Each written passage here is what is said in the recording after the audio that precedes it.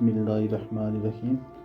مسلسل 3 سال تک حضور رحمت عالم صلی اللہ علیہ وسلم اور خاندان بنو ہاشم ان ہوش ربا مصائب کو جھیلتے رہے، یہاں تک کہ خود قریش کے کچھ رحم دلوں کو بنو ہاشم کی ان مصیبتوں پر رحم آ گیا اور لوگوں نے اس ظالمانہ معاہدے کو توڑنے کی تحریک اٹھائی۔ چنانچہ ہشام بن عمرو عامری، زہیر بن امیہ، مطعم بن عدی وغیرہ یہ سب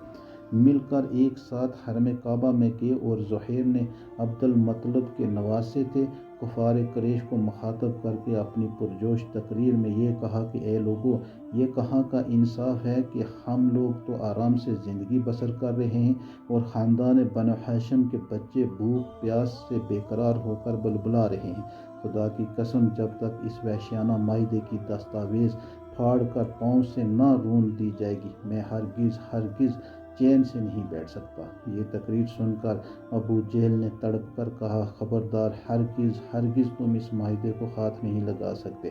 زمان نے ابو جہل کو للکارا اور اس سے زور سے ڈانٹا کہ ابو جہل کی بولتی بند ہو گئی۔ اسی طرح مطعم بن عدی اور ہشام بن عمرو نے بھی خم پھونک کر ابو جہل کو جھڑک دیا، اور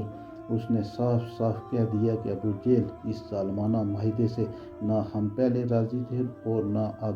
ہم اس کے پابند ہیں۔ اس مجمع میں ایک طرف ابو طالب بھی بیٹھے ہوئے تھے۔ انہوں نے کہا کہ اے لوگو، میرے بھتیجے، محمد صلی اللہ علیہ وسلم نے فرمایا ہے کہ اس معاہدے کی دستاویز کو کیڑوں نے کھا ڈالا ہے، اور صرف جہاں جہاں خدا کا نام لکھا ہوا ہے اس کو کیڑوں نے چھوڑ دیا ہے۔ لہٰذا میری رائے یہ ہے کہ تم لوگ اس دستاویز کو نکال کر دیکھو، اگر واقعی اس کو کیڑوں نے کھا لیا ہے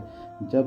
تو اس کو چاک کر کے پھینک دو، اور اگر میرے بھتیجے کا کہنا غلط ثابت ہوا تو میں محمد صلی اللہ علیہ وسلم کو تمہارے حوالے کر دوں گا۔ یہ سن کر مطعم بن عدی کعبہ کے اندر گیا اور دستاویز کو اتار لیا، اور سب لوگوں نے اس کو دیکھا تو واقعی باجز اللہ تعالیٰ کے نام کے پوری دستاویز کو کیڑوں نے کھا لیا تھا۔ مطعم بن عدی نے سب کے سامنے اس دستاویز کو پھاڑ کر پھینک دیا، اور پھر قریش کے چند بہادر، باوجود یہ کہ یہ سب کے سب اس وقت کفر کی حالت میں تھے، ہتھیار لے کر گھاٹی میں پہنچے اور خاندان بنی